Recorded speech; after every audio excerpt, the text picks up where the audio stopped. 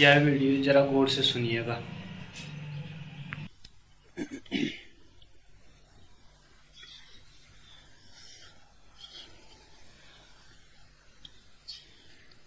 पहला प्रश्न, प्रार्थना क्या है और क्या प्रार्थना केवल अपने ही लिए है? प्रार्थना बेबूझ घटना है। ध्यान समझा जा सकता है, समझाया जा सकता है। प्रार्थना न तो समझाई जा सकती है, न समझी जा सकती। समझ के हाथ प्रार्थना तक नहीं पहुंचते। विचार के पंख प्रार्थना के आकाश तक उड़ान नहीं भरते। बोली जा सके, कही जा सके ऐसी प्रार्थना वस्तु नहीं। प्रार्थना है प्रेम, और प्रेम सदा से बेबूझ रहा है। प्रार्थना है हृदय का उद्गार, और हृदय के पास कोई तर्क नहीं। हृदय के पास वस्तुतः कोई भाषा भी नहीं। हृदय के पास मौन ही भाषा है। बोले कि प्रार्थना झूठ हुई। जिसे तुमने आज तक प्रार्थना समझा है वह प्रार्थना नहीं, वह तो वासना का ही रूप है। तुमने कुछ कहा, तुमने कुछ मांगा, वासना हुई। प्रार्थना चुप्पी के अतिरिक्त और कोई भाषा नहीं जानती। प्रार्थना है मौन में झुक जाना। प्रार्थना है समर्पण। प्रार्थना है इस बात की घोषणा कि मैं नहीं हूं, तू है। मैं नहीं हूं, परमात्मा है। प्रार्थना परमात्मा से कुछ मांग नहीं है, क्योंकि मांग में तो मैं मौजूद ही होता है। मैं न हो तो मांग किसकी, मांग कैसी? मैं ही मांगता है। मैं भिखारी है, भिखमंगा है। उसकी मांगों का कोई अंत नहीं है। जितना मिले उतना ही ज्यादा मांगता है।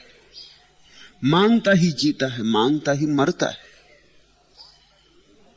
जहां मैं नहीं, मैं की मांग नहीं, वहीं तुम सम्राट हो गए। प्रार्थना सम्राट के हृदय से उठा हुआ स्वर है, मौन का स्वर, संगीत का स्वर। प्रार्थना एक लयबद्धता है जो तुम्हारे भीतर घटती है। उसी लयबद्धता में तुम झुक जाते हो और विराट की लयबद्धता के साथ एक हो जाते हो। तुम्हारी वीणा विराट की वीणा के संग साथ संगत देने लगती है, जुगलबंदी हो जाती है। तुम में और विराट की वीणा में जरा भी फासला नहीं रह जाता, भेद नहीं रह जाता, अंतराल नहीं रह जाता। तुम्हारे पैर परमात्मा के साथ पड़ने लगते। तुम उसके साथ नाचते हो, तुम उसके साथ मस्त होते हो, तुम उसके रस में डूबते हो। इसलिए मंदिरों में जो प्रार्थनाएं की जा रही हैं और मस्जिदों में और गिरजाघरों में, उन्हें मैं प्रार्थना नहीं कहता हूं। वे केवल प्रार्थना की प्रवंचनाएं, प्रार्थना के नाम पर धोखा है। प्रार्थना के झूठे सिक्के हैं वे। असली सिक्का चुप होता है। कभी ऐसे क्षण तुम्हें आ जाते हैं जब तुम अवाक होते हो, वे प्रार्थना के क्षण हैं। उन अवाक क्षणों में तुम हिंदू नहीं होते और मुसलमान नहीं होते और ईसाई नहीं होते, सिर्फ अवाक होते हो। अवाकता कहीं हिंदू होती, मुसलमान होती, ईसाई होती। सुबह उगते हुए सूरज को देखकर या सफेद बगलों की कतार को उड़ते देखकर या हवा में तैरती हुई फूलों की गंध को अनुभव करके या रात आकाश को तारों से भरा देखकर अवाक नहीं हुए हो, वही प्रार्थना है। क्षण भर को निस्तब्ध नहीं हुए हो, वही प्रार्थना है। कोयल कुहू कुहू करके गीत गाने लगी है भर दोपहरी में। एक क्षण को तुम्हारे विचारों की श्रृंखला नहीं टूट गई? एक क्षण को तुम्हारी धड़कन नहीं रुक गई? उस कुहू कुहू ने एक क्षण को तुम्हें भर नहीं दिया है? आपूर आकंठ तुम्हें डुबा नहीं दिया है? जैसे बाढ़ आ गई हो किसी अज्ञात लोक से। वही प्रार्थना है। या किसी मनुष्य की आंखों में झांक कर और क्षण भर को देह भूल गई हो, अपनी भी और उसकी भी। किसी मित्र का हाथ हाथ में लेकर बैठे हो और वाणी खो गई हो, बोलने को शब्द ना मिलते हो, आंख से आंसू झरते हो। वही प्रार्थना है। तुम शायद सोचते होगे मैं तुम्हें कहूंगा कि रघुपति राघव राजा राम, यह प्रार्थना है कि अल्लाह ईश्वर तेरे नाम, यह प्रार्थना है। यह सब राजनीतियां हैं। इन सब के पीछे खेल और गंदे खेल।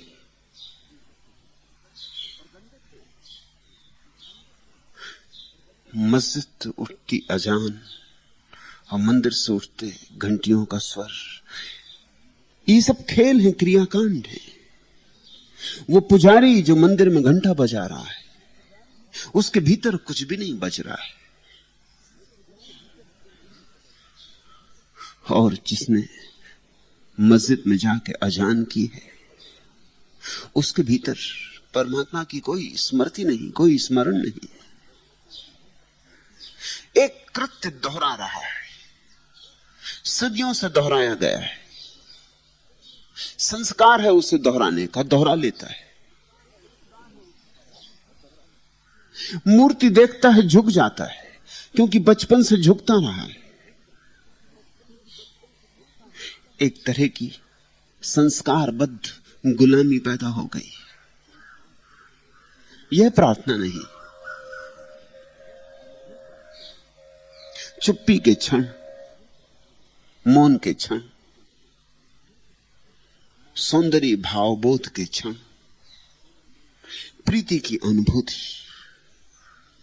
मैत्री का भाव, तन्मयता, विमुग्धता, इन शब्दों से मैं कहना चाहता हूं कि प्रार्थना क्या है।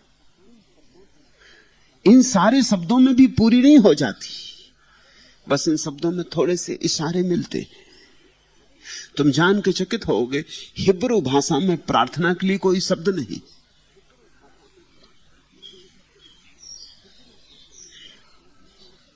रो, हंसो, गाओ, नाचो, पुकारो, पर प्रार्थना के लिए कोई शब्द नहीं, क्योंकि प्रार्थना शब्दातीत है। हिब्रू भाषा ने सद्व्यवहार किया, प्रार्थना को कोई शब्द नहीं दिया। प्रार्थना क्या क्या हो सकती उसकी तरफ इशारे किए। रो, गाओ, नाचो, हंसो, आनंद मग्न हो, पुकारो, झुको, गिरो, असहाय हो जाओ, अवाक हो जाओ, विमुक्त बनो, तन्मय हो जाओ। पर प्रार्थना के लिए कोई शब्द नहीं।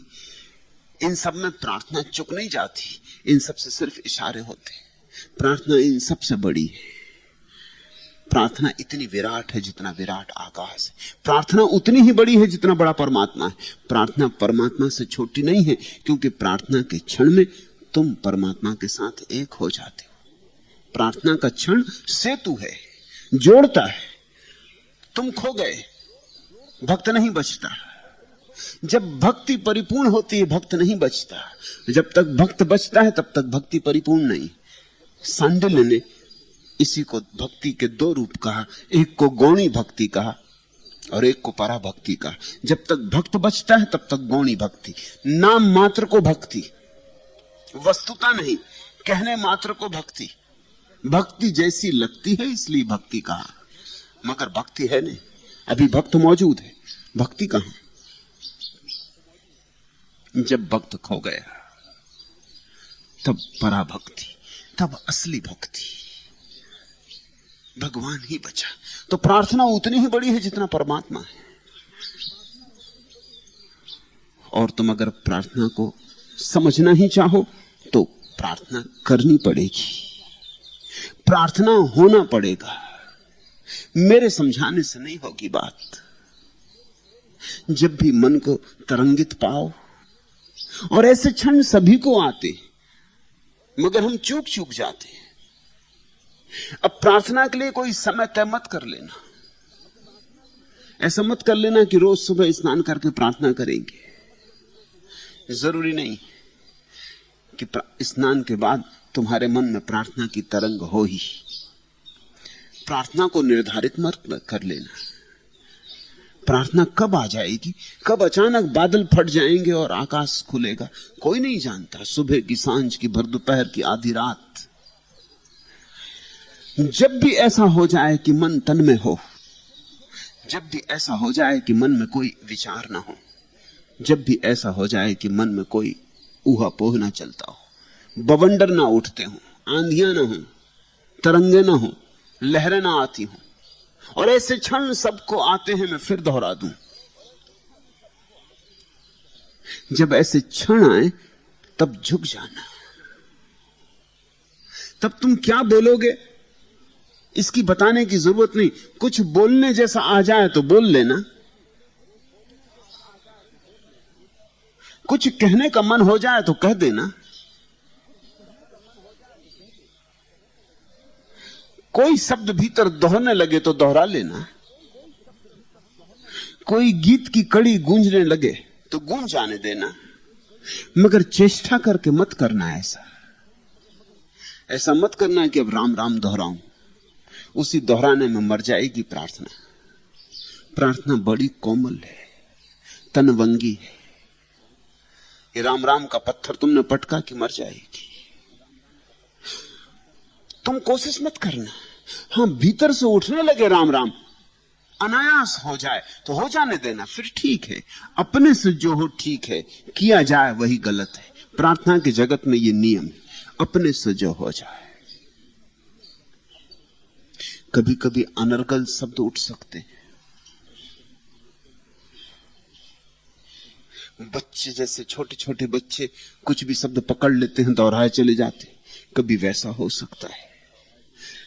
प्रार्थना में तो निर्दोष बच्चे जैसा हो जाना है। या जैसे तुमने कभी शास्त्रीय संगीतकों को आलाप भरते देखा, वैसा आलाप पैदा हो सकता है जिसमें कोई शब्द भी नहीं, सिर्फ स्वर है। या सब सन्नाटा हो सकता है। प्रार्थना बड़ी है, सबको समा लेती, किसी एक घटना में सीमित नहीं है। कभी सन्नाटा हो जाएगा इतना कि हाथ पैर भी ना हिलेंगे, और कभी ऐसा हो जाएगा कि ऐसी ऊर्जा उतरेगी कि नाचे बिना नहीं चलेगा। फिर जैसा हो, कभी बुद्ध की तरह बैठना हो जाए तो बैठ जाना, कभी मीरा की तरह नाचना हो जाए तो नाच लेना। चेष्टा करके नाचना भी मत, चेष्टा करके बैठना भी मत। जब तक कृत्य है तब तक प्रार्थना नहीं, क्योंकि कृत्य में कर्ता है और कर्ता में अहंकार है। तुम सिर्फ खुल जाना। जैसे सुबह की हवा आती और फूल को नचा जाती, और सुबह का सूरज उगता है और फूल की पखड़ियां खिल जाती, बस ऐसे तुम उपलब्ध रहना। तुम परमात्मा कुछ करना चाहे तो होने देना, कुछ ना करना चाहे तो चुपचाप जैसे हो वैसे ही रह जाना। जल्दी ही तुम्हें प्रार्थना का स्वाद लगने लगेगा।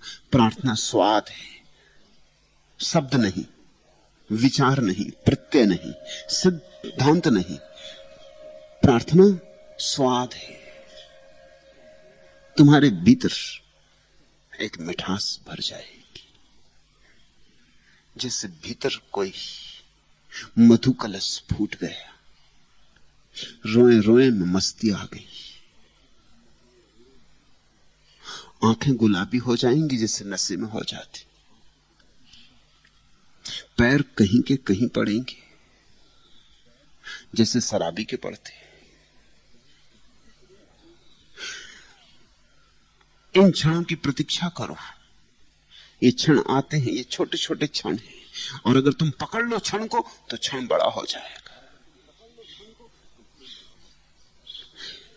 जैसे वसंत में सारे वृक्ष खिल जाते, ऐसे ही इन प्रार्थनाओं के क्षणों में हृदय के फूल खिलते। कठिनाई क्या हो गई है, हमने नियम बना लिए, हमने उपचार बना लिया है। रोज उठेंगे, स्नान करके प्रार्थना कर लेंगे, जैसे और कृत्य हैं, स्नान है, भोजन है, नाश्ता है, ऐसा प्रार्थना भी एक कृत्य है। प्रार्थना ऐसी छोटी बात नहीं। प्रार्थना को तुम मुट्ठी में बंद ना कर सकोगे। आधी रात उठ सकती है, बिस्तर पर पड़े थे और उठाई तो बैठ जाना या पड़े रहना। सोचने विचारने में भी पड़ने की जरूरत नहीं है कि अब मैं क्या करूं।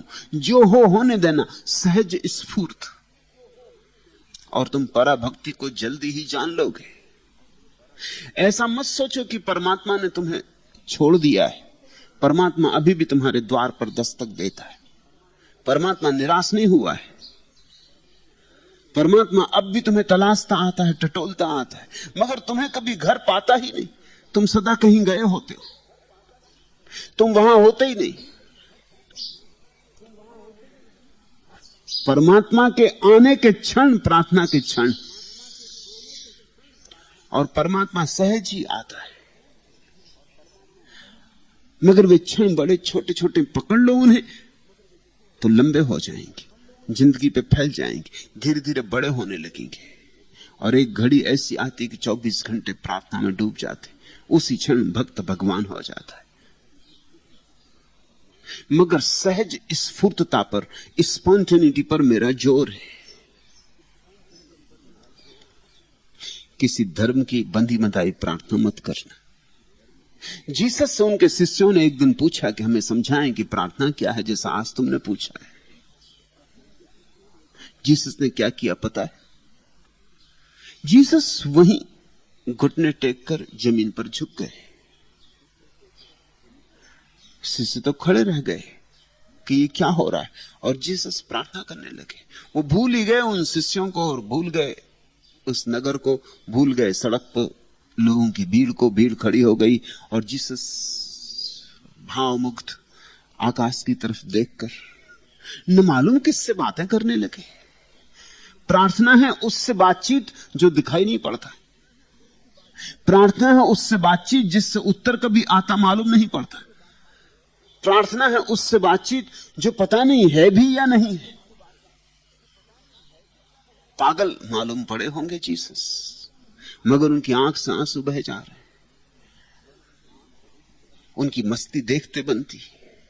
उनके आसपास खड़े हुए लोगों पर भी थोड़ा रस छलका है।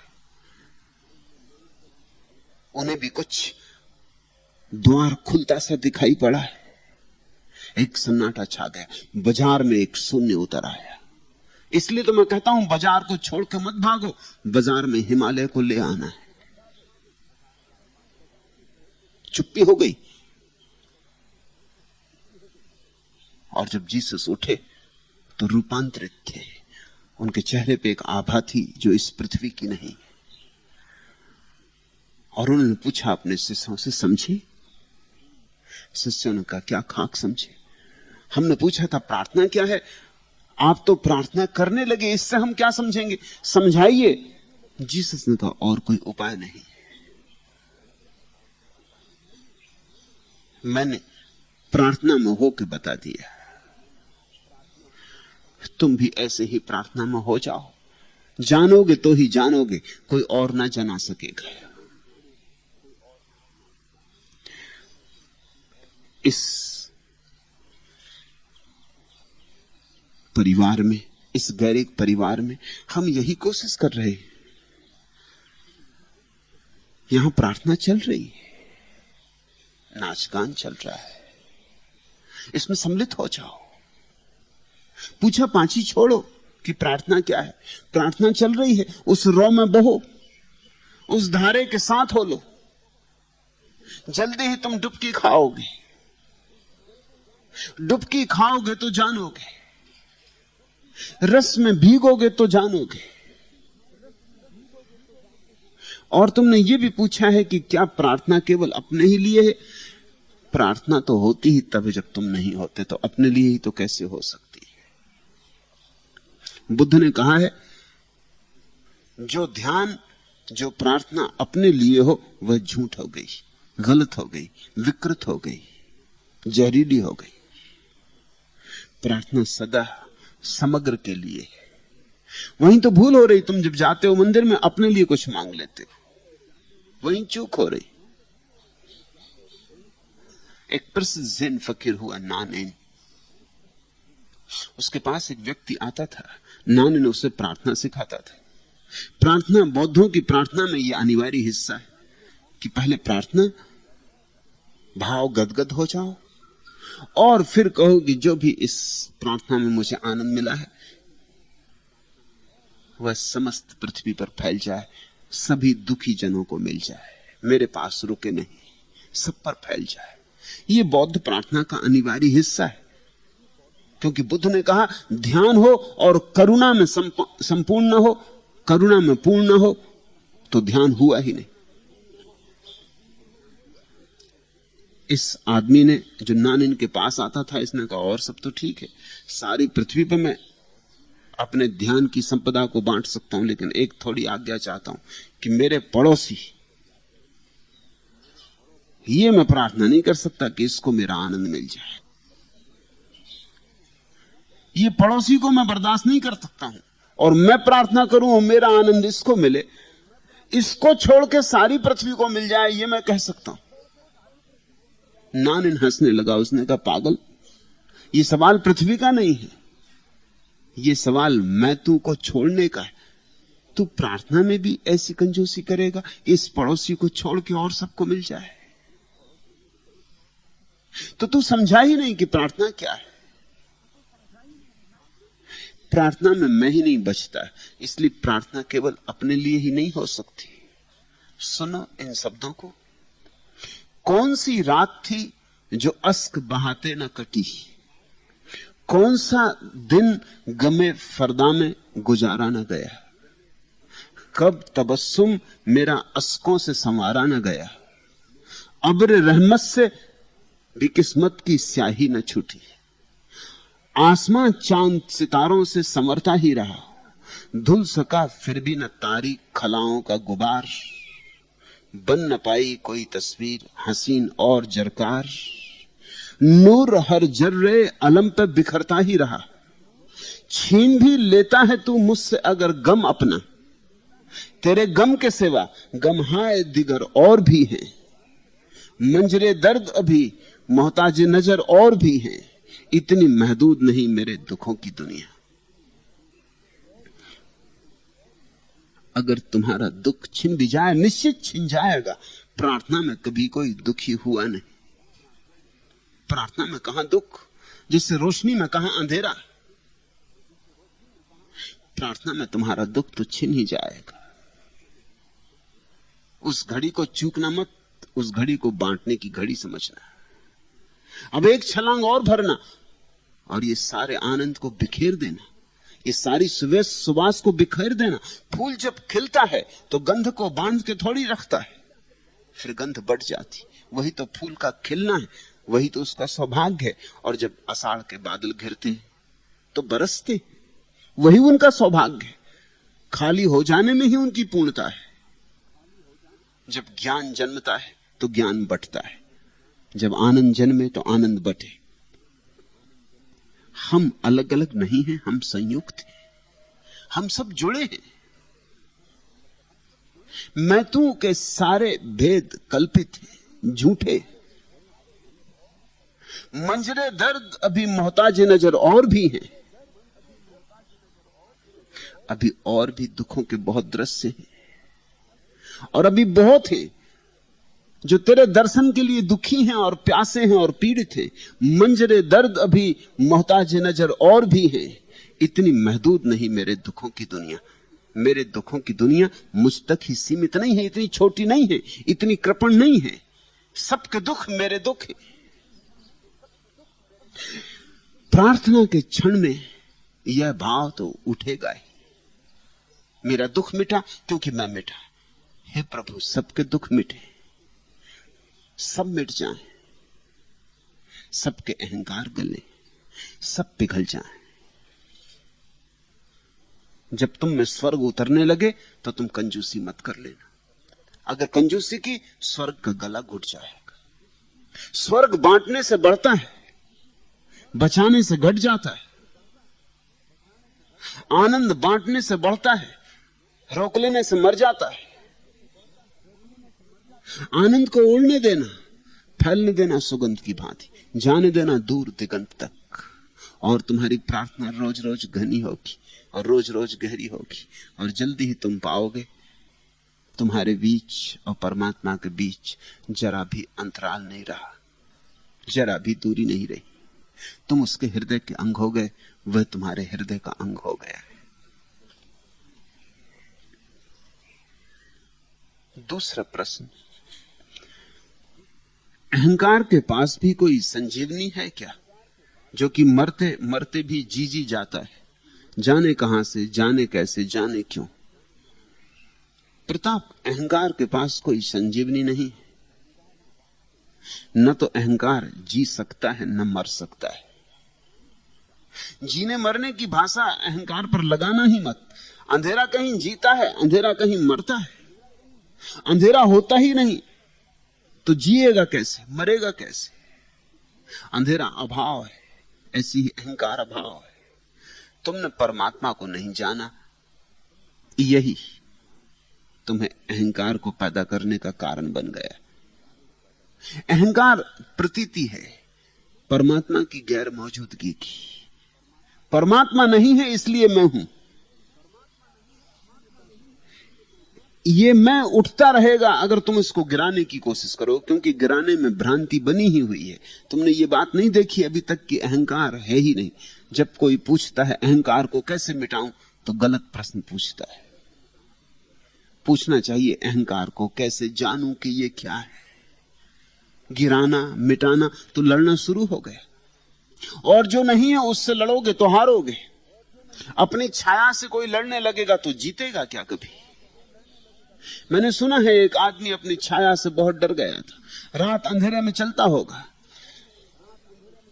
रास्ते के किनारे लैंप पोस्ट के नीचे अपनी छाया देखी, एकांत था, अंधेरा था, बहुत घबरा गया कि कौन मेरा पीछा कर रहा है।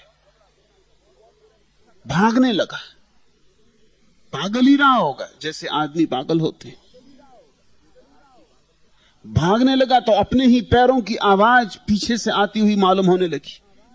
कभी एकांत में मरघट पे भागे हो तो अपने ही पैरों की आवाज ऐसी लगती है कि कोई पीछे आ रहा, किसी के पैरों की आवाज आ रही। और जब पीछे कोई आ रहा है तो लौट के देखना भी मुश्किल हो गया कि पता नहीं कौन हो, भूत हो कि प्रेत हो कि चोर हो कि हत्यारा हो। और जोर से भागा, प्राण छोड़ के भागा। जितना भागने लगा उतनी ही जोर से भीतर पीछे की आवाज भी बढ़ने लगी, कोई पीछा भी करने लगा।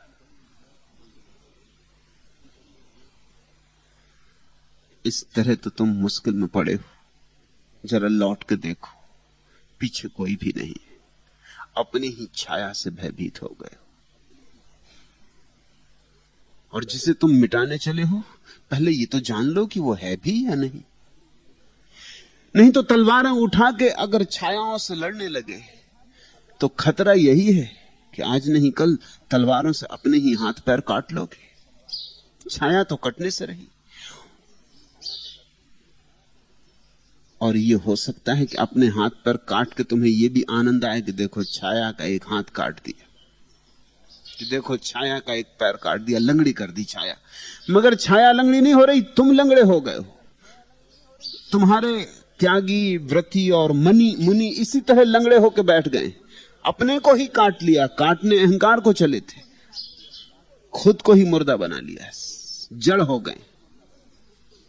जीवन की तरंग दिखाई पड़ती है तुम्हें, तुम्हारे मुनियों में, तुम्हारे तपस्वियों में। मौत छाई हुई मालूम होती। क्या हो गया इन्हें? मस्ती कहां है? और जो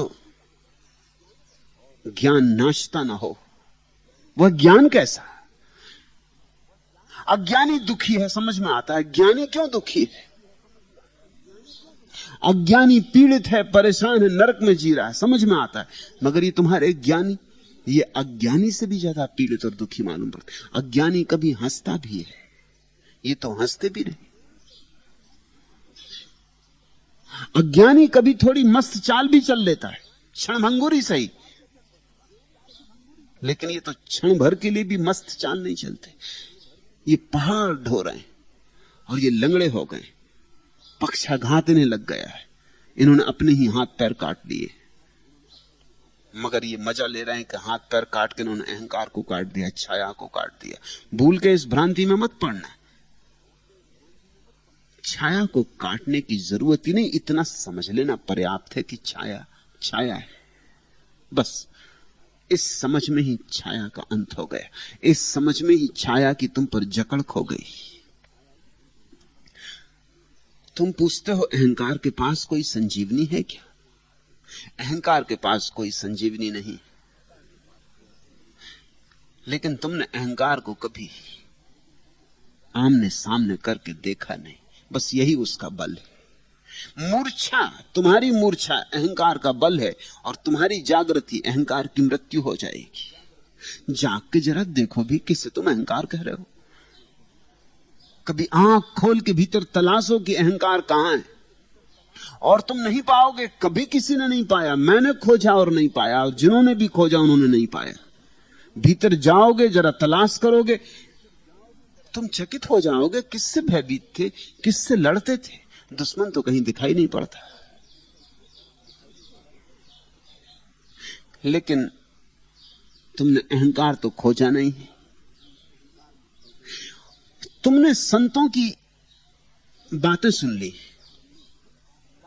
साधु सत्संग तुमने कर लिए, तुमने वेद उपनिषद गीता कुरान पढ़ लिए, और उन सब में कहा गया है जब तक अहंकार समाप्त ना हो तब तक परमात्मा का अनुभव ना होगा। इन बातों को सुनकर तुम्हें लोभ पकड़ा कि अहंकार को समाप्त करें। और ध्यान रखना, शास्त्रों में जो कहा है गलत नहीं कहा है, बिल्कुल ठीक कहा है कि जब तक अहंकार समाप्त ना हो तब तक परमात्मा का अनुभव नहीं होगा। लेकिन तुम जो समझ रहे हो वो नहीं कहा है। ये नहीं कहा है कि अहंकार को काटो, मारो, अहंकार को नष्ट करो तब परमात्मा मिलेगा। इतना ही कहा है कि जानो तो अहंकार समाप्त हो जाता है। जानने में समाप्ति है। दिया जला लो जरा ध्यान का या प्रार्थना का, जरा नाच होने दो, उसी रोशनी में अहंकार नहीं हो जाता है, समाप्त हो जाता है। काटने से नहीं कटता, देखने से कट जाता है। और जहां अहंकार कट गया वहां परमात्मा विराजमान हो जाता है। ठीक कहा है शास्त्रों ने, लेकिन तुम शास्त्रों को समझते वक्त भी तो अपने ढंग से ही समझोगे ना। तुम व्याख्या अपनी ही थोपोगे ना। तुम्हारा शास्त्र तुम्हारे ही भीतर जो पड़ा हुआ है उसकी ही गूंज बन जाता है। तुम्हारा शास्त्र वह नहीं कह पाता जो कहना चाहता है, वही तुम समझ लेते हो जो तुम समझ सकते हो। एक स्कूल में एक शिक्षिका ने एक बच्चे से पूछा, समझाया बहुत उसने हाथी के संबंध में कि हाथी सबसे विशालकाय जानवर है। हाथी की कई कहानियां बताई, पंचतंत्र की पुरानी कहानी बताई कि एक बार सिंह को ये सनक सवार हुई कि जाके लोगों से पूछ लूं कि जंगल का राजा कौन है। शायद चुनाव हो रहा होगा आदमियों में, कहीं गांव से खबरें आ गई होंगी कि वहां चुनाव हो रहा है। उसको भी वहम पकड़ा होगा कि पता नहीं मुझे लोग राजा मानते हैं नहीं मानते हैं, जमाने बदल गए, अब राजा रहे नहीं। पूछ लूं एक बार, मत ले लूं जंगल के जानवरों का। उसने लोमड़ी से पूछा कि मैं राजा हूं या नहीं, कौन है राजा? लोमड़ी ने कहा आपको भी शक होने की बात है क्या? आप राजा हैं, सदा से राजा हैं, सदा राजा रहेंगे। ये पागल आदमियों की फिक्र छोड़ो, हम इस झंझट में नहीं पड़ते, हम लोकतंत्र इत्यादि में नहीं मानते। तुम राजाधिराज, तुम महाराजा हो। और किसी से पूछा, और किसी से पूछा, और फिर हाथी से जाके पूछा कि गजराज तुम्हारा क्या ख्याल है, जंगल का सम्राट कौन है? हाथी ने सिंह को अपने सूंड में फंसाया और कोई 30 फीट दूर उठा के फेंक दिया। एक चट्टान से उसका सिर टकराया, जमीन से उठ के उसने धूल झाड़ी और हाथी से कहा कि यही भी खूब रही, अगर तुम्हें ठीक उत्तर मालूम नहीं तो कह देते। इतना नाराज हो जाने की क्या जरूरत थी? ये कहानी शिक्षिका ने बच्चों को सुनाई और फिर बच्चों से पूछा और भी कहानियां सुनाई, ये बात उनके मन में बिठाने को कि हाथी बड़ा शक्तिशाली। फिर एक छोटे से बच्चे से पूछा कि तू बता लालू कि सिंह किससे डरता है? उस बच्चे ने खड़े होकर कहा सिंहनी से। बच्चों की अपनी समझ है, वो देखता है कि हर आदमी स्त्री से डरता है, पिता मां से डरते, भाई भाभी से डरते, हर आदमी स्त्री से डरता है।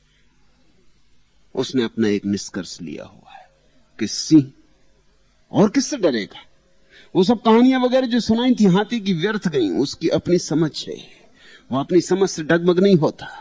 उसने अपना एक निर्णय कर लिया है। तुम जब शास्त्र पढ़ते हो तुम अपनी समझ से डगमग नहीं होते, तुम शास्त्र में अपनी समझ थोप देते हो। और शास्त्र को पढ़ के तुम्हें ज्ञान तो हो ही नहीं सकता। शास्त्र को पढ़ के किसी को ज्ञान हुआ है, लेकिन लोभ होता है, लोभ से झंझट खड़ी हो जाती। शास्त्र में सुना या सदगुरु से सुना, शास्त्रा से सुना कि अहंकार छूट जाए तो परमात्मा मिल जाए। परमात्मा मिलने का लोभ तुम्हारे भीतर पकड़ता है कि किसी तरह परमात्मा पालूं। परमात्मा पाने के लोभ में अब तुम इस कोशिश में लग जाते हो, अहंकार को छोड़ना पड़ेगा। अहंकार कैसे छोड़ूं, कैसे मिटाऊं, कैसे लड़ूं, कैसे झगड़ूं, उपवास करके मार डालूं अहंकार को, घर छोड़ दूं, त्याग करके मार डालूं अहंकार को, क्या करूं? बस उपद्रव शुरू हो गया। समझ तो पैदा नहीं हुई, लोभ ने और नासमझी खड़ी कर दी।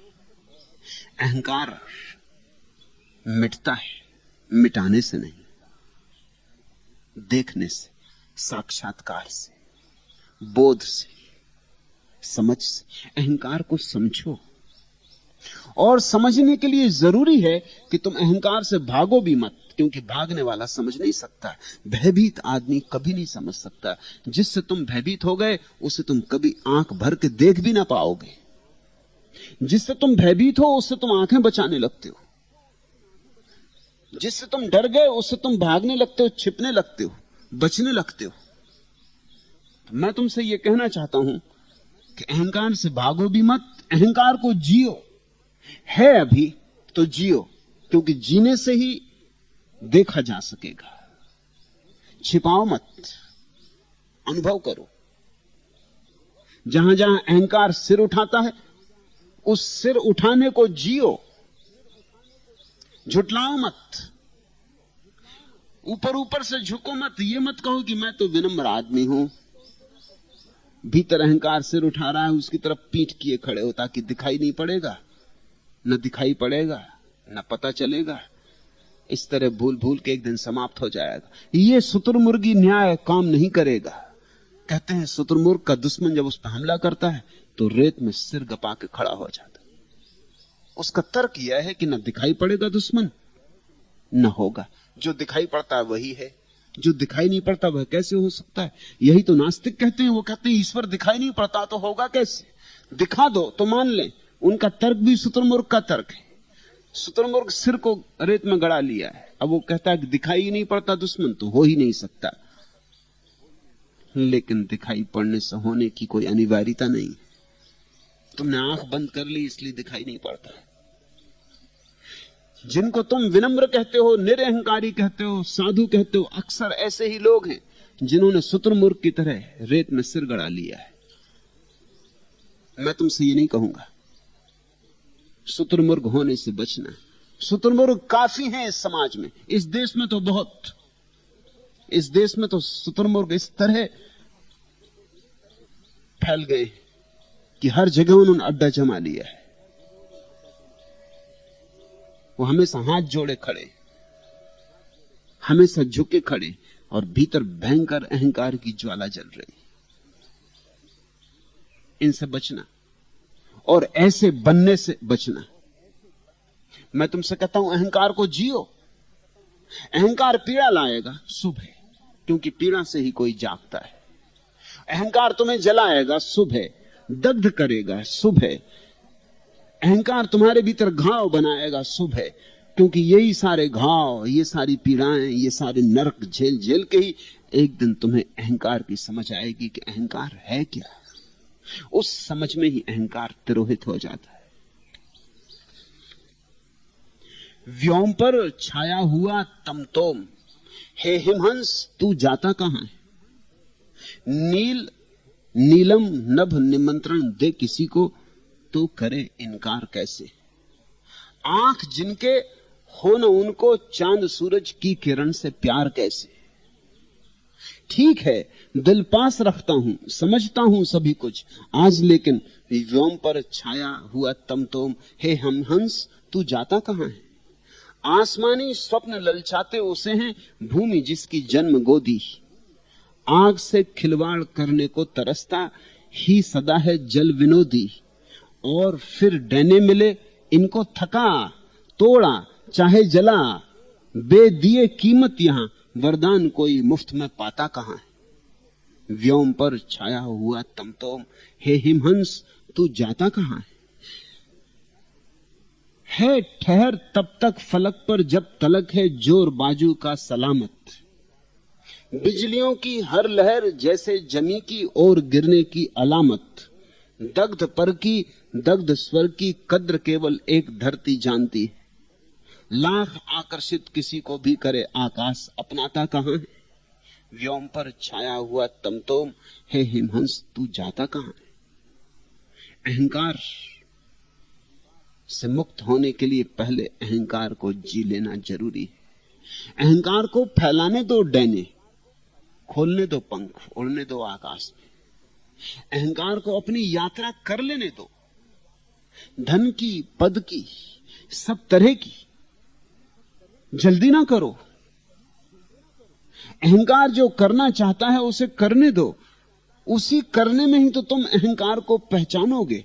उसी करने में ही तो अहंकार से तुम्हारी समझ का नाता जुड़ेगा। आसमानी स्वप्न ललचाते उसे हैं, भूमि जिसकी जन्म गोदी।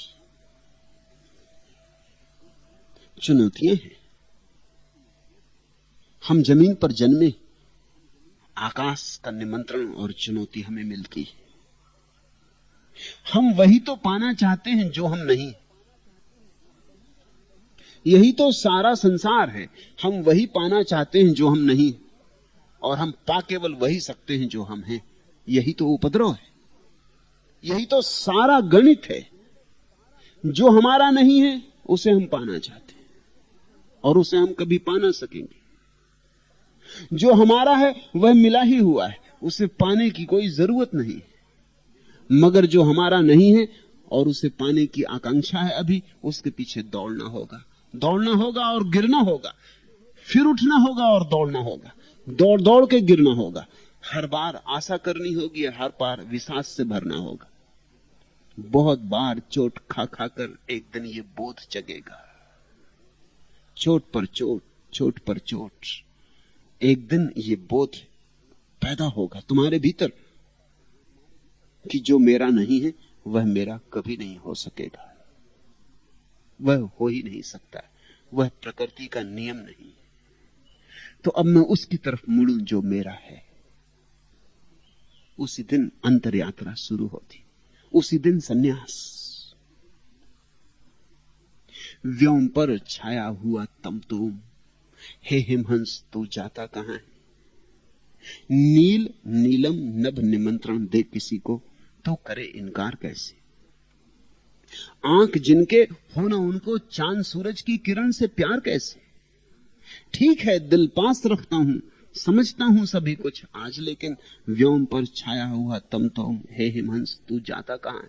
लेकिन जितना अंधेरा छाया होता आकाश में उतनी ही चुनौती, जितना शिखर ऊंचा होता उतनी चुनौती, जितना पाना मुश्किल होता उतनी चुनौती।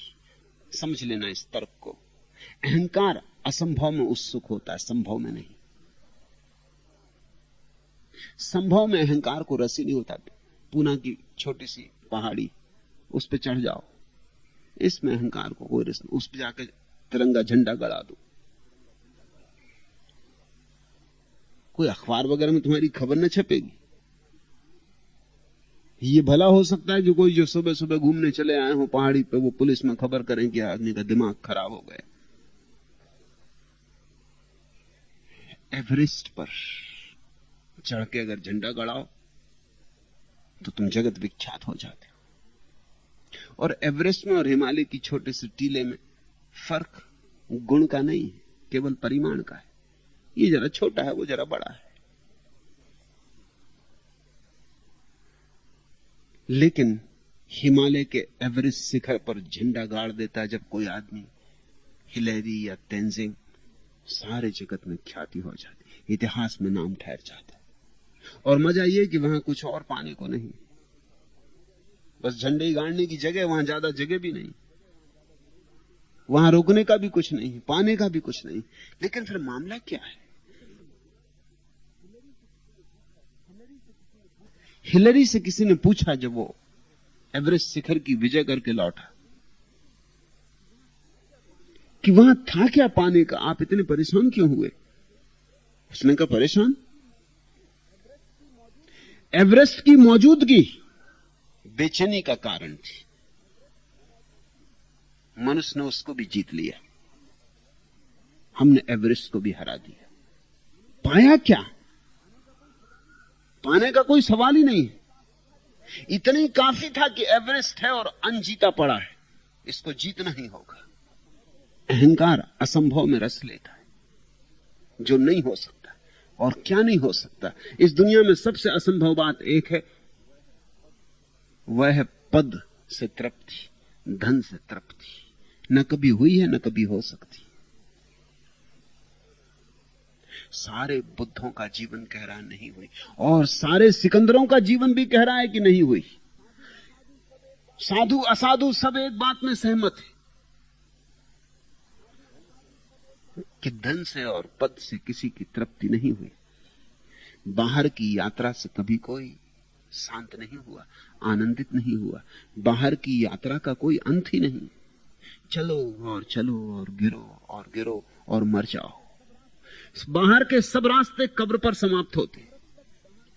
अमृत तक बाहर का कोई रास्ता नहीं जाता। अमृत तुम्हारे भीतर मौजूद है, लेकिन जो मौजूद है उसमें रस नहीं। अहंकार का मजा ही यह है कि जो मेरे पास नहीं वो पाके रहूं। तुमने देखा नहीं, तुम एक कार खरीद लेते हो, जब तक नहीं थी तब तक उसके सपने देखे, विचार किया। जब रास्ते पे गुजरती दिख जाती थी, एक बिजली कौन जाती थी, तड़फ जाते थे। फिर तुम्हारे पोर्च में आके खड़ी हो गई। एक आध दिन झाड़ा पहुंचा, एक आध दिन उसके आसपास बड़ी शान से घूमे, बाजार गए। फिर 2-4 दिन में सब शांत हो गई, बात खत्म हो गई।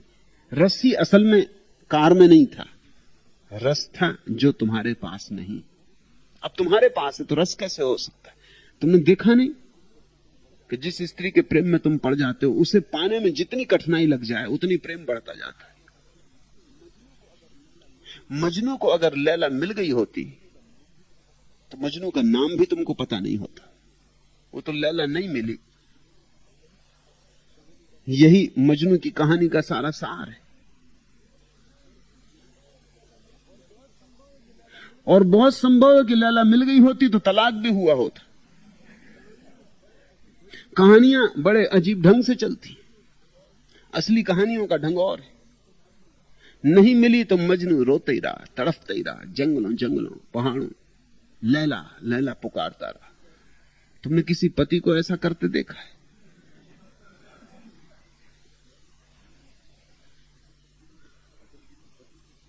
अगर किसी पति से पूछो तो शायद उसने 20 साल से पत्नी का चेहरा ठीक से देखा भी नहीं। तुम भी पति हो, तुम भी पत्नी हो। कभी आंख बंद करके अपने पति या अपनी पत्नी का चेहरा याद करने की कोशिश करना, तो मुश्किल में पड़ जाओ। फिल्म अभिनेत्रियों के चेहरे याद आएंगे, मगर अपनी पत्नी का चेहरा याद नहीं आएगा कि कैसा है। अगर जरा ज्यादा गौर से देखा तो जो थोड़ी धुंधली धुंधली सी याद आती थी वो भी खो जाएगी। जो मिल जाता है उसमें रस खो जाता है। रस ही हमारा उसमें है जो हमारे पास नहीं।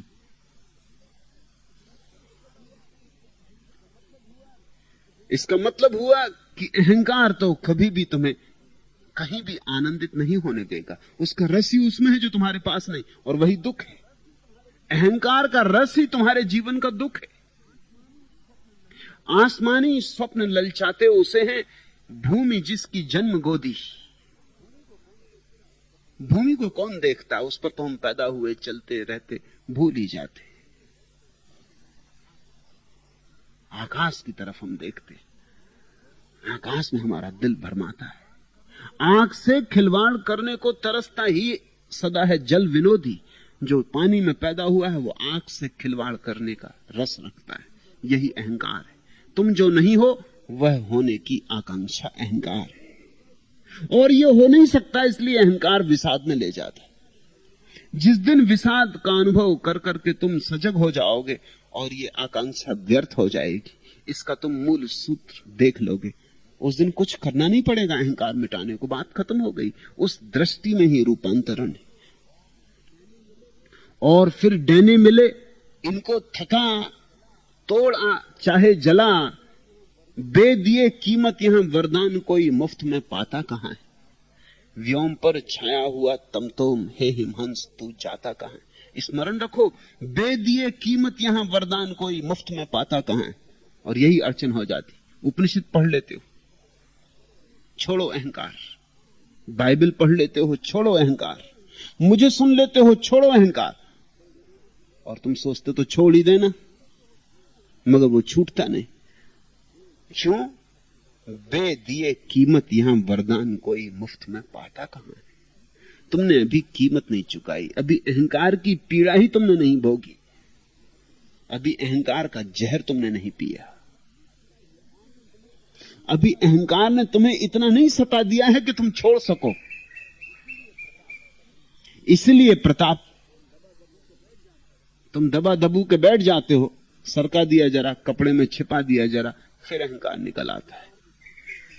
अहंकार के पास कोई संजीवनी नहीं, सिर्फ तुम्हारा अनुभव अभी अहंकार का कच्चा है, अपरिपक्व है। ठहर तब तक फलक पर जब तलक है जोर बाजू का सलामत। तुम देखते हो कितने ही बड़े डैने हो और कितने ही बलशाली पंख हो, आकाश पर कितनी देर रुक सकोगे? है ठहर तब तक फलक पर जब तलक है जोर बाजू का सलामत। जल्दी ही थकोगे, थकोगे और गिरोगे। जोर बाजू का सीमित है।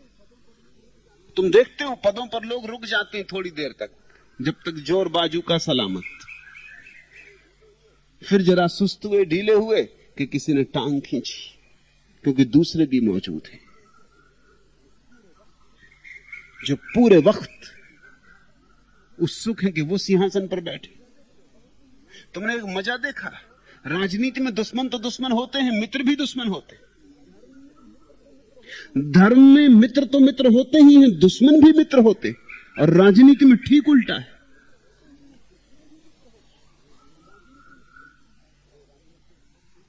जो राजनीतिक पद पर पहुंच जाता उसका कोई मित्र नहीं बचता, उसके सब शत्रु होते, क्योंकि अब उसकी ही वजह से मित्र आगे नहीं बढ़ पा रहे हैं, अटक गए।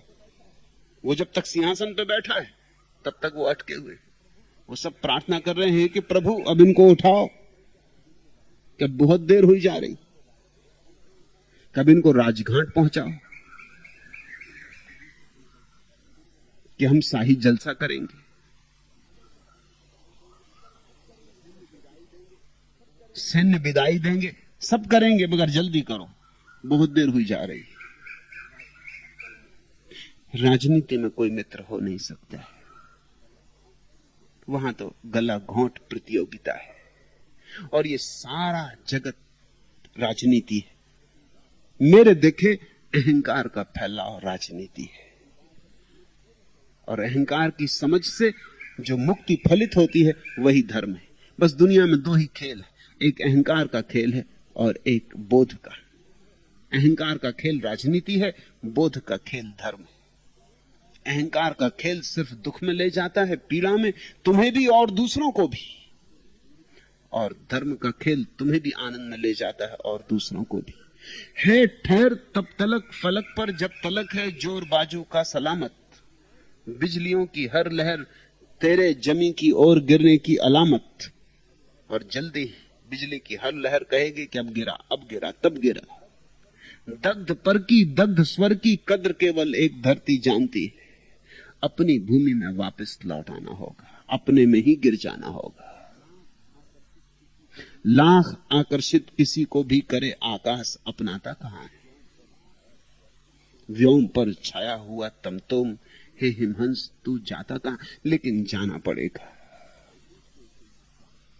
दूसरों से ये ज्ञान उधार नहीं लिया जा सकता है। कहते हैं ना, दूध का जला छाछ भी फूंक फूंक कर पीता है, लेकिन दूध से जले तब ना। तुम दूध से भी जले नहीं, यही तुम्हारी अड़चन है। तुम अपने अहंकार को छिपाओ मत, दबाओ मत, जियो, भयभीत मत हो। इस जगत में कुछ भी मुफ्त नहीं मिलता है। इस जगत में हर चीज के लिए कीमत चुकानी ही पड़ती, और अहंकार से मुक्त होने की एक ही कीमत है, अहंकार का नर्क जीना पड़ेगा।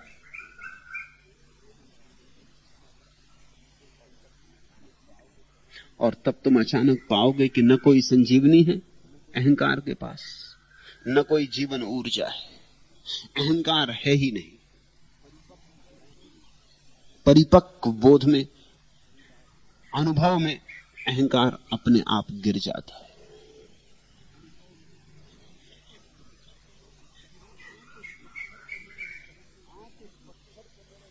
आके पत्थर तो मेरे सहन में दो चार गिरे, जितने उस पेड़ के फल थे पसे दीवार गिरे। मुझे गिरना है तो मैं अपने ही कदमों में गिरूं, जिस तरह साया ए दीवार पर दीवार गिरे।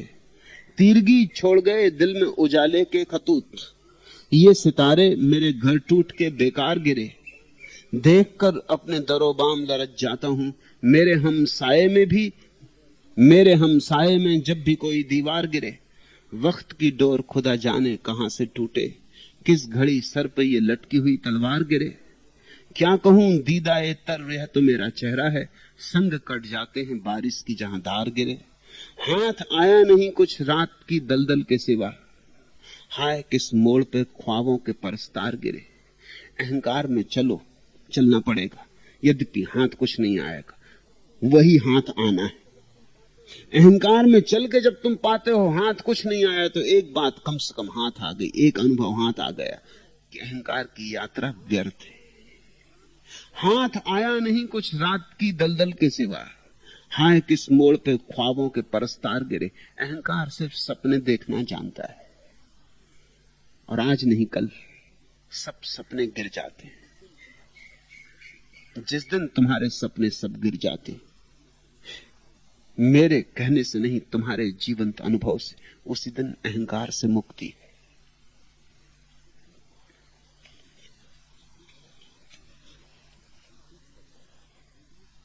तीसरा प्रश्न, भगवान विदा की इस पूर्व संध्या में काठमांडू के एक मित्र डॉक्टर दुर्गा प्रसाद भंडारी, अंग्रेजी विभाग अध्यक्ष टीयू की बहुत याद आती। पूना से किसी नए मित्र के सन्यास लेकर लौटने पर वे आनंद से नाचते, आपके विरोध में बोलने वाले से हाथापाई पर उतर आते, पर जब कभी आपके पास आने का अवसर आता है तो उन्हें बड़ी घबराहट होने लगती। उसी प्रकार शिवपुरी बाबा के कुछ शिष्य भी आपके प्रेम दीवाने, पर उनकी ऐसी मान्यता है कि उनके आपके पास आकर सन्यास लेने से अपने पूर्व गुरु के प्रति अवज्ञा होगी। ऐसे अनेक मित्र नेपाल में हैं जो आपके प्रति गहरे भाव से भरे, पर आपके पास आने से बचते रहते। भगवान, प्रेम के साथ इतना गहरा भय क्यों जुड़ा होता है? प्रेम का अर्थ ही होता है तुम्हें अपना अहंकार छोड़ना होगा, वही भय। प्रेम का अर्थ होता है कि तुम्हें मरना होगा, वही भय। प्रेम मृत्यु है और पुनर्जन्म भी, लेकिन मृत्यु पहले है, पुनर्जन्म पीछे। सूली पहले है, सिंहासन पीछे। सूली की आड़ में सिंहासन छिपा है। तो जो भी मेरे प्रति प्रेम से भरेंगे वो भयभीत भी होंगे, वो आने से डरेंगे भी, क्योंकि अगर आए तो फिर लौटना नहीं होगा, आए तो फिर लौटना नहीं हो सकता है, फिर मेरे साथ डुबकी लेनी ही पड़ेगी। फिर जिंदगी का क्या रंग होगा, क्या ढंग होगा, कौन जाने। सबने एक तरह की जिंदगी बना ली, एक तरह की व्यवस्था खड़ी कर ली, एक तरह की सुरक्षा। मुझसे संबंध जुड़ा तो सब अस्त व्यस्त होगा, अराजकता हो जाएगी। इससे भय होता है, भय स्वाभाविक है। भय इसी बात का सबूत है कि सच में ही मेरे प्रति प्रेम जगा है। जो मेरे पास बिना भय के आ जाता है वो इसलिए आ पाता है कि या तो इतना साहसी है कि भय के बावजूद आ जाता है, या प्रेम ही नहीं है इसलिए भय का कोई कारण ही नहीं, मजे से आ जाता है। जैसे और जगह जाता है ऐसे यहां भी आ जाता है।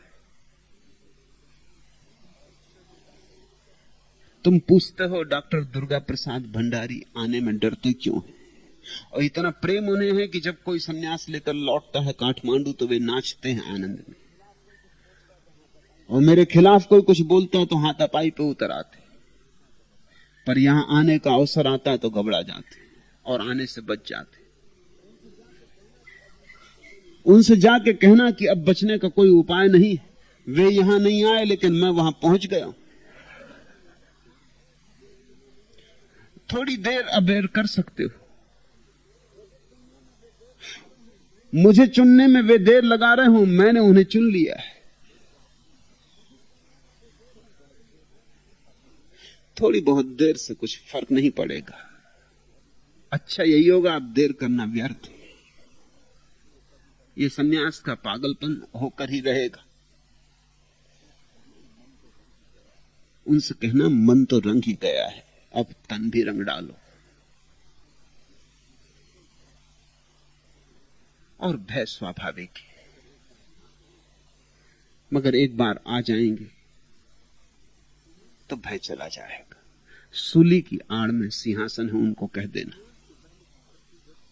सन्यास में पहले तो मृत्यु घटती, शिष्य अपने को मिटने की घोषणा करता है। सन्यास और क्या है? इस बात की घोषणा है शिष्य की तरफ से कि अब से मैं नहीं, अब से गुरु की आज्ञा आज्ञा होगी। अब से गुरु के चरण चिन्ह मार्ग के सूचक होंगे। अब अगर मेरा मन कुछ कहेगा तो मैं नहीं सुनूंगा, अगर वो गुरु के विपरीत जाता होगा। अब एक ही सुनने की उपाय रह गया, वो गुरु है। अपने से ज्यादा मूल्यवान किसी को बना लेने का अर्थ होता है गुरु की तलाश। अपने को इंकार किया जा सकता है लेकिन गुरु को इंकार नहीं किया जा सकता। इसलिए हिम्मतवर, साहसी और जुआरी शिष्य हो पाते। उनसे कहना एक बार आ जाओ, मैं राह देखता हूं। आना तो पड़ेगा ही, जितनी देर करोगे उतना समय व्यर्थ गया, उतना पीछे पछताओगे। क्योंकि जो यहां आके डुबकी लगा लेते हैं वो फिर मुझसे कहते हैं कि अब हमें भरोसा नहीं आता कि हम इतनी देर तक आए क्यों नहीं, इतनी देर तक हम डूबे क्यों नहीं, इतनी देर तक हम अपने आप को रोके कैसे रहे। बस इतना उनसे कह देना, और उनसे कहना कि तुम्हें सिंहासन भी पीछे छिपा दिखाई पड़ रहा है, थोड़ी हिम्मत जुटाओ, बस यहां आ जाओ, बाकी काम अपने से हो जाएगा।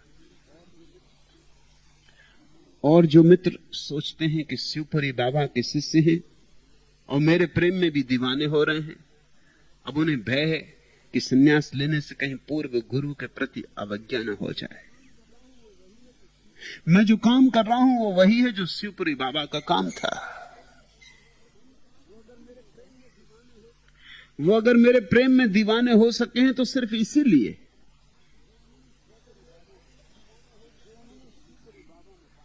कि जो उन्होंने शिवपुरी बाबा में पाया था वो फिर उन्हें मुझ में दिखाई पड़ा है। किसी भी सदगुरु का काम किसी अन्य सदगुरु के विपरीत नहीं है, असदगुरुओं के विपरीत है, सदगुरुओं के विपरीत नहीं।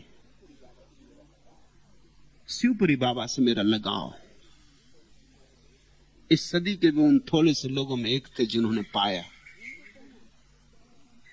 तो उनको कहना कि वो मुझ में शिवपुरी बाबा को ही पाएंगे, जरा भी चिंता ना करें, अवज्ञा नहीं होगी।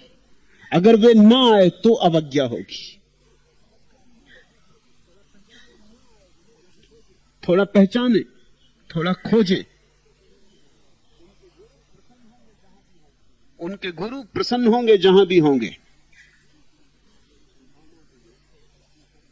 संभावना तो यही है कि शिवपुरी बाबा ने ही उनके भीतर इशारा किया होगा। यहां बहुत लोग हैं जो इस तरह के इशारे से आए। गुरजीएफ के बहुत से शिष्य यहां आए, वो गुरजीएफ के इशारे से आ रहे हैं।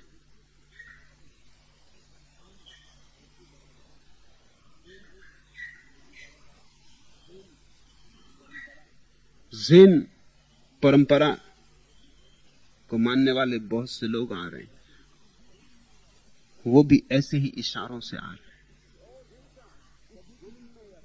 जिनका इस जन्म में या किसी और जन्म में कभी किसी सदगुरु से साथ रहा है, वो आ ही जाएंगे। उनका रुकना तर्कयुक्त मालूम होता है, लेकिन उसमें बहुत गहरी समझ नहीं है। उस शिवपुरी बाबा से ही पूछ लें अपनी प्रार्थना में। और मैं उनसे कहता हूं कि शिवपुरी बाबा को स्वीकार होगा, न केवल स्वीकार होगा बल्कि शिवपुरी बाबा आनंदित होंगे। यहां जो मैं काम कर रहा हूं वही काम है, और बड़े विराट पैमाने पर, जो शिवपुरी बाबा करना चाहते थे और नहीं संभव हो सका। समय पका नहीं था, अब समय पक गया है।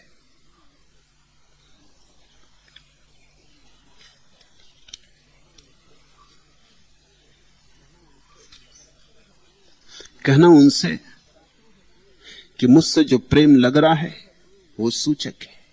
पड़ता है पांव ठीक जो तारीख राह में, ए चश्म रोशनी ये किसी नक्श पाकी है।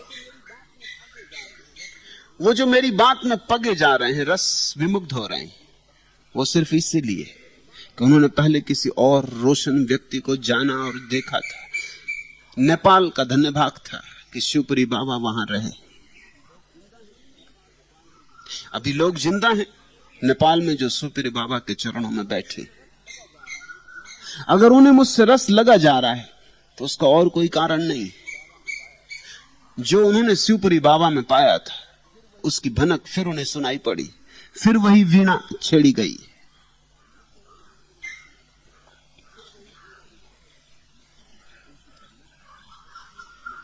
उनसे कहना मैं प्रतीक्षा करता हूं।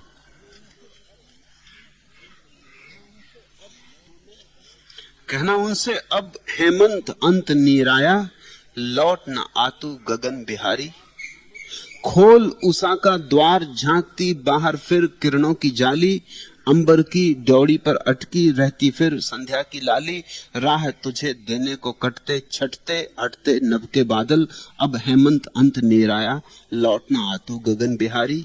जिन सुनी सूखी साखों में होता तू दिन एक गया था। मुझको था मालूम कि उनको मिलने को पहराव नया था।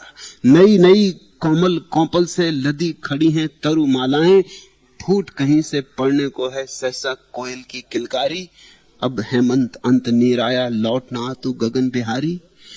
हिम की चादर फाड़ उभरती धरती फिर से तिनकों वाली, करती है अभिसार कुसुम के रंगों से मधुबन की डाली। जलज निकलकर जल के तल पर जो रहे हैं बाट किसी की, कानों में कुछ भेद भरी सी कह जाती है बात बहारी। अब हेमंत अंत निराया, लौट ना तू गगन बिहारी। नीड़ तैयार हो गया है और जिन्हें भी इस नीड़ में निवास करना हो वे आ जाएं और देर ना करें।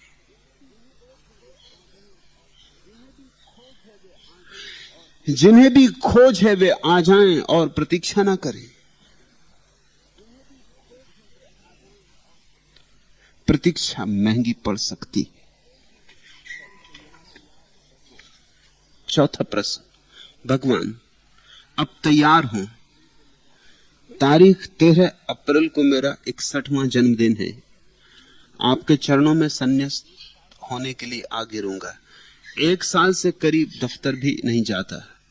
बच्चों को कारोबार सौंप दिया है। गत वर्ष में ही ले लेता था संन्यास, लेकिन रुक गया इस भय से कि बच्चे ठीक से कारोबार चलाएंगे या नहीं। आपकी कृपा से सब ठीक चल रहा है। अब आपके सानिध्य में पूना में ही ठहरना चाहता हूं। आप ही मेरे शेष जीवन के एकमात्र आधार, सद्गुरु और इष्ट देव हो। मेरी ध्यान में कोई गति हो रही है ऐसा महसूस नहीं होता।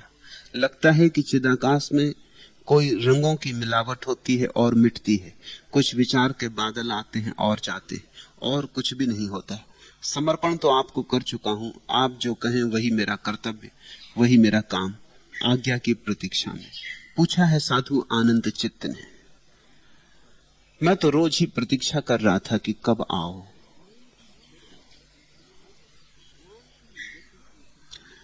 ध्यान की गति की चिंता न करो।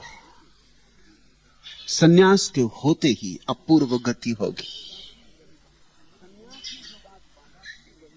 सन्यास में जो बात बाधा थी वही बात ध्यान में भी बाधा थी। उसमें भेद नहीं। वही चिंता कि बच्चे संभाल पाएंगे कारोबार या नहीं, बच्चे घर द्वार संभाल पाएंगे या नहीं। वही चिंता सन्यास में बाधा थी, वही चिंता ध्यान में भी बाधा थी। ध्यान और सन्यास भिन्न भिन्न थोड़ी। सन्यास बाहर का ध्यान है, ध्यान भीतर का सन्यास है। वो एक ही सिक्के के दो पहलू हैं। जिस दिन तुम सन्यास में डूबोगे उसी दिन ध्यान में गति शुरू हो जाएगी। सन्यास की तैयारी इस बात की सूचना है कि अब इस जगत की चिंताओं में और पड़े रहने की आकांक्षा नहीं रही। समय आ गया, समय बहुत देर से आया हुआ है। तुम ही देर कर रहे थे। फिक्र ना लो। और मन में ये जो रंगों की मिलावट होती मालूम होती है,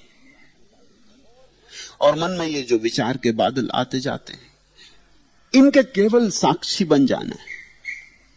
इन्हें सिर्फ देखना है और जानना है कि मैं इनसे पृथक हूं, इनसे अन्य हूं।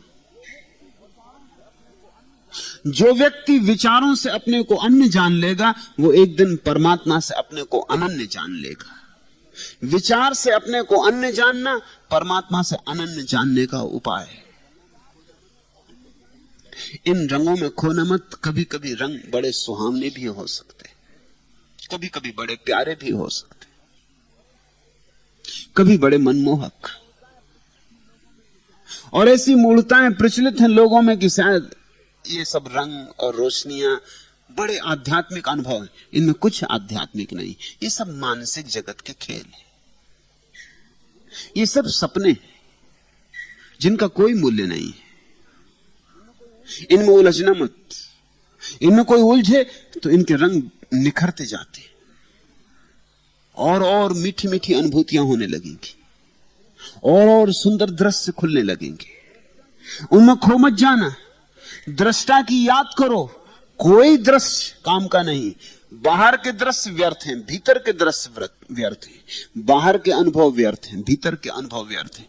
मैं तुमसे कहना चाहता हूं, आध्यात्मिक अनुभव जैसी कोई चीज होती ही नहीं। सब अनुभव सांसारिक है। अध्यात्म का अर्थ ही है अनुभव के पार आ गए। अध्यात्म का अर्थ ही है कि अब अनुभव में रस नहीं रहा। अब तो जो अनुभव जिसको हो रहा है उस दृष्टा में ही रस है। जिस दिन सब दृश्य खो जाते हैं, सब अनुभव खो जाते हैं और दृष्टा अकेला रह जाता है, उस दशा को कैवल्य कहा है। वही दशा समाधि की। यहां सन्यास के माध्यम से उसी दशा की यात्रा चल रही है। बस ऐसा करो कि जल्दी 13 अप्रैल आ जाए।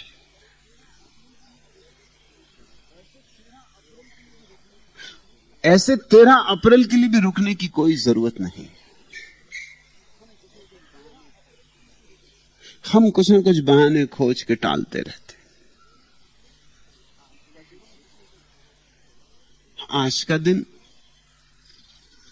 उतना ही शुभ है जितना 13 अप्रैल का होगा।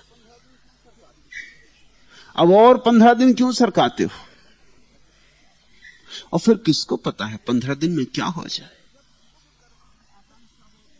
जब शुभ करने की आकांक्षा हो तो क्षण भर मत टालना, और जब अशुभ करने की आकांक्षा हो तो जितना टाल सको टालना। लेकिन हम ऐसा करते नहीं, इससे उल्टा ही करते। क्रोध होता है तो हम अभी करते, प्रेम होता है तो हम कहते हैं कल। किसी को गाली देनी हो तो हम अभी दे देते, और किसी से क्षमा मांगनी हो तो हम कहते हैं विचार करेंगे। बुरा करना हो तो रुकना, क्योंकि जिस चीज को भी करने के लिए तुम रुक जाओगे शायद होगी ही नहीं। जैसे जैसे समय बीतेगा वैसे वैसे उसका प्रभाव कम होता जाएगा। शुभ को करना हो तो तत्क्षण कर लेना, क्योंकि कौन जाने रुकने से उसका प्रभाव कम हो जाए। अभी आनंद चित्त यहां आए हुए एक भाव रंग में डूब गए, अब घर लौटेंगे। अब वो कहते हैं कि आपकी कृपा से सब ठीक चल रहा है। मेरी कृपा का कोई हाथ नहीं है, क्योंकि मैं किसी का कारोबार नहीं चलाता हूं। अब 15 दिन में कारोबार ठीक ना चले, कुछ अड़चन आ जाए, कोई बैंक का दिवाला निकल जाए,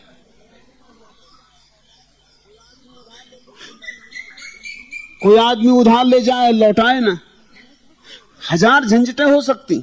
अब तुम मुझ पे छोड़ रहे हो। इन झंझटों से मैं तुम्हें निकालना चाहता हूं, तुम मुझे इन झंझटों में खींचना चाहते हो।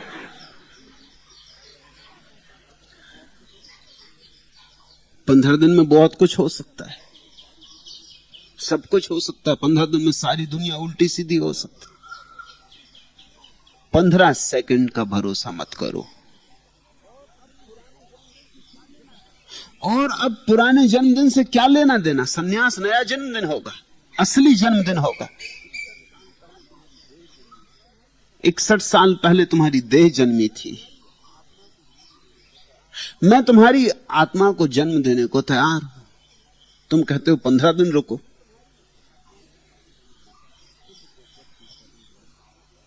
शुभ को जब भी करने का भाव आ जाए तत्क्षण कर लेना। आदमी का मन बड़ा कमजोर है। मार्क ट्वेन ने अपने संस्मरणों में लिखा है कि मैं एक दिन चर्च में गया और चर्च के पुरोहित ने जो प्रवचन दिया अद्भुत था। 10 मिनट सुनने के बाद मुझे ऐसा लगा ऐसा मैंने कभी सुना नहीं। जेब में मैंने टटोल कर देखा तो $100 का नोट था। मन में भाव आया कि $100 आज दान कर जाऊंगा। कभी चर्च को दान भी नहीं दिया था, मगर उस दिन बड़ा भाव उठा, वो वाणी ऐसी थी। फिर आधा घंटा सुनने के बाद उसे लगा कि इतना $100 देने जैसा नहीं। $100 बहुत होते, कोई मुफ्त नहीं आते। 1000 तरह के विचार उठे। असल में $100 देने के ख्याल के कारण प्रवचन सुनना बंद ही हो गया। वो दूसरी बातों में लग गया कि $100 मजाक है, समझा क्या है। इसलिए वो प्रवचन से उसका तारतम्य भी टूट गया। आधे में उसने सोचा कि नहीं 100 बहुत नहीं, $10 से काम चल जाएगा। थोड़ी निश्चिंता आई, थोड़ी हल्की सांस ली। मगर फिर और 10 मिनट सुना, उसने सोचा कि $10 सप्ताह भर मेहनत करो तब $10 मिलते। और ये आदमी करी क्या? लफ्फाजी कर रहा है। शब्द और है क्या? जरा गौर से देखा कि आदमी है भी कुछ दिखाई नहीं पड़ा। वो $10 के कारण दिखाई भी ना पड़े, क्योंकि अगर दिखाई पड़े तो $10 देना पड़ेंगे। मैंने सोचा कि $1 बहुत है, दुनिया में कोई ऐसा देता है। यहां इतने लोग बैठे, $1 भी कोई पूरा नहीं देगा।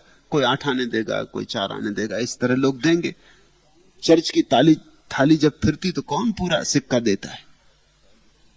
एक से काम चल जाएगा। तब जरा चित्त और निश्चिंत हुआ। लेकिन जो चित्त 100 से 10 पे लाया, 10 से 1 पे लाया, वो इतनी जल्दी राजी तो नहीं हो जाता। प्रवचन पूरे होते होते उसने सोचा कि मैंने किसी से कहा तो है नहीं कि 1 दूंगा ही। ये तो मेरे भीतर की बात है, ये तो मेरी तरंग थी। कोई जबरदस्ती कि देना ही पड़ेगा।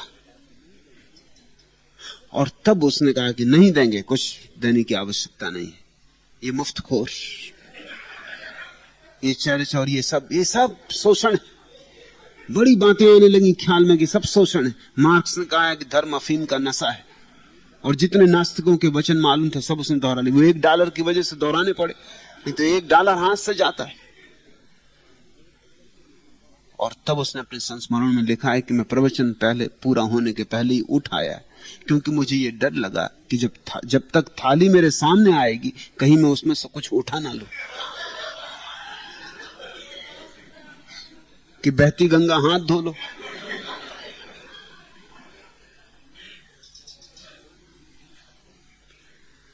ऐसा आदमी का मन है, ऐसा हम सबका मन है। मन का ये स्वभाव है। मन तुम्हें उन सब बातों की तरफ जाने से रोकता है जहां मन को खतरा है। संन्यास में खतरा है, ध्यान में खतरा है, क्योंकि ये मन की आत्महत्याएं हैं, ये मन के पार जाने के उपाय हैं।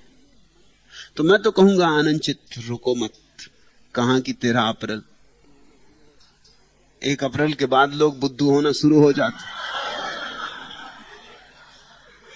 1 अप्रैल को हालत खराब हो जाती, 13 तक तो 13 गुनी हो जाती। तुम अप्रैल के पहले ही निपटा लो।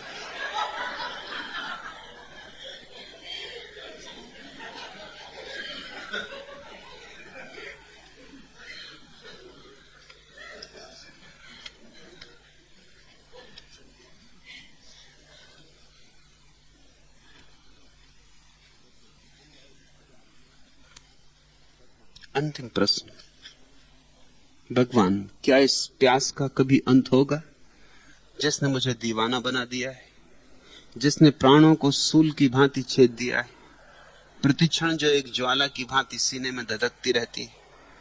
आह किसे मैं अपने हृदय की बात बताऊं। इस भीड़ भरी दुनिया में मैं एकदम अजनबी और नितांत अकेला हूं। कब उठेगा उस अज्ञात रहस्य के द्वार से वह पर्दा। उस द्वार पर कोई पर्दा नहीं, पर्दा तुम्हारी आंख पर है। उस द्वार पर पर्दा है, यह तुम्हारी मन की भ्रांति और मन की तरकीब है, क्योंकि फिर तुम्हारे हाथ के बाहर बात हो गई। उसके द्वार पे पर्दा है। अब जब वो उठाएगा तब उठेगा, तुम्हारे किए तो कुछ हो नहीं सकता। इस भांति तुमने अपने को बचा लिया। मैं तुमसे कहना चाहता हूं, मैं तुम्हें बचने की कोई जगह नहीं देना चाहता, तुम्हें बचने का कोई उपाय नहीं बचने देना चाहता। मैं तुमसे कहता हूं तुम्हारी आंख पे पर्दा है। सूरज तो निकला है, तुम आंख बंद किए खड़े हो। अब तुम कहते हो कि हे प्रभु कब सूरज पे से पर्दा उठेगा। पर्दा ही नहीं है तो उठेगा कैसे। और चूंकि पर्दा है ही नहीं, उठेगा नहीं, तुम बैठे राह देखते रहोगे कि पर्दा उठे तो हम सूरज को देखें। और जरा सी पलक उठाने की बात है, पर्दा मर्दा कहीं भी नहीं, पलक ही पर्दा है।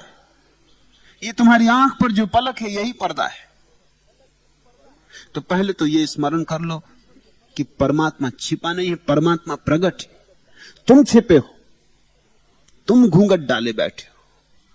हटाओ घूंघट, घूंघट के पट खोल।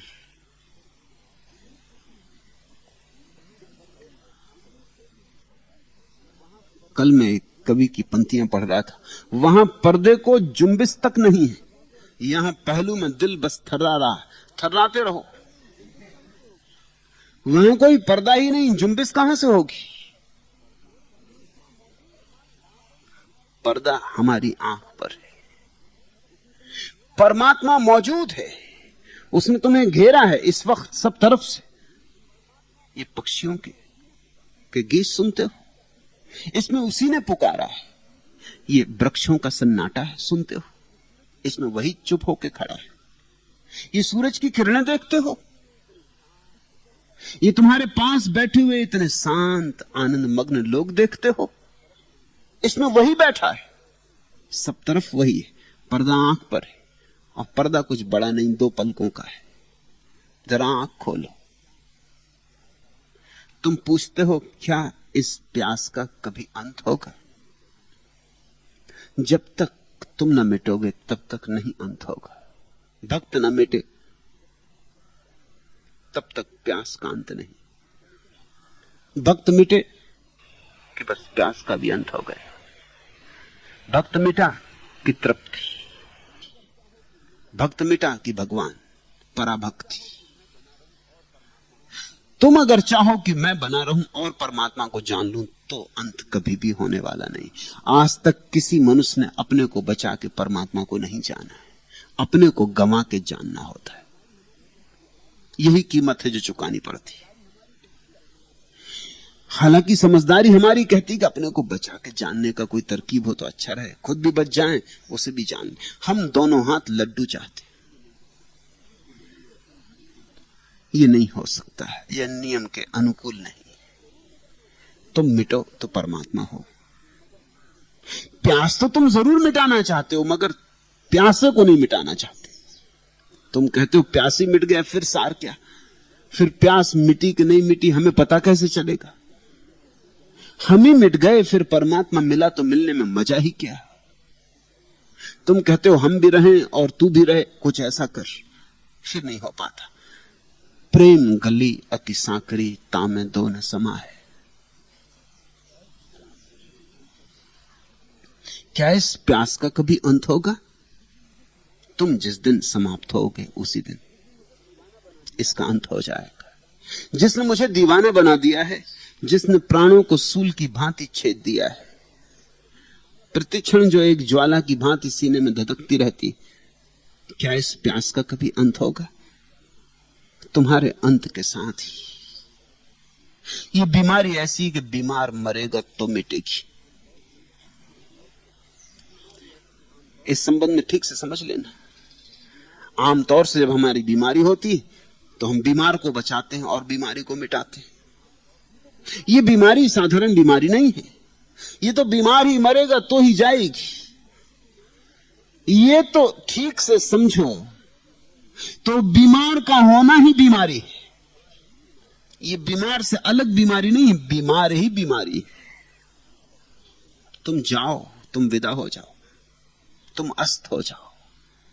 तुम्हारे अस्त होते ही परमात्मा प्रकट हो जाएगा, सूर्योदय हो जाएगा। तुम जब तक रहोगे तब तक पीड़ा, तब तक ये कांटा चुभेगा, बुरी तरह चुभेगा। और इतना पक्का है कि तुम्हारे भीतर प्यास गहरी हो रही और अग्नि भपकेगी और ज्वाला लपटेगी और तुम जलोगे। और मेरा सारा उपाय यहां यही है कि तुम्हारी प्यास को भड़का दूं, इतना भड़का दूं कि प्यास में प्यासा डूब जाए और समाप्त हो जाए। तुम्हारी आग को इतना भड़का दूं, तुम्हारे विरह की अग्नि को ऐसा जला दूं कि विरही उसी अग्नि में जल जाए और राख हो जाए। तुम्हारी राख पर ही परमात्मा का मंदिर उठता है।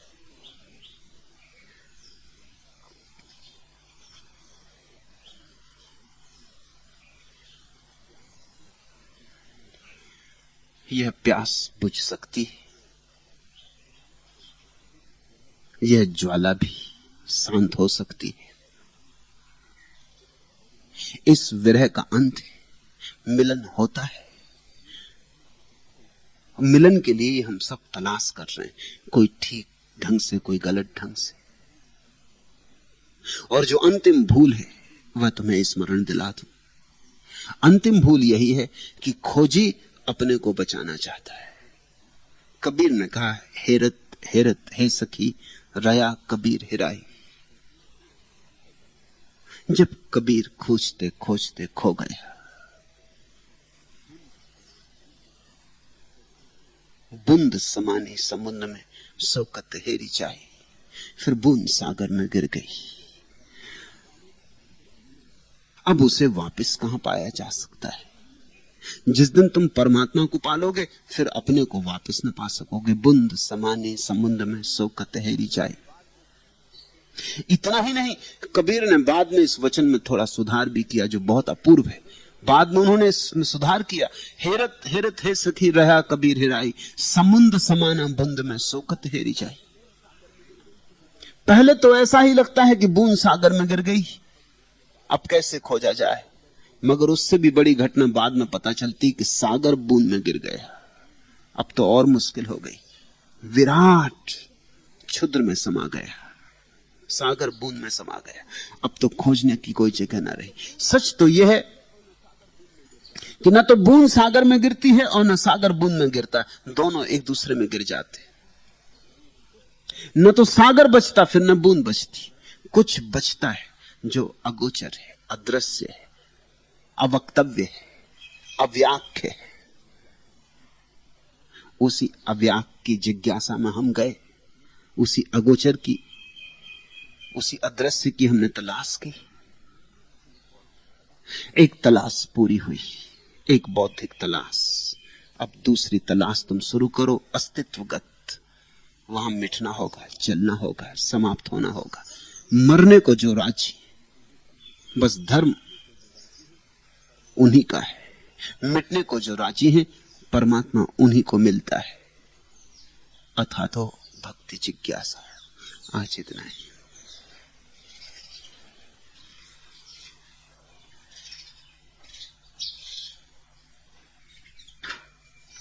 अगर यह वीडियो आपको अच्छी लग रही हो तो वीडियो को लाइक और चैनल को सब्सक्राइब करें।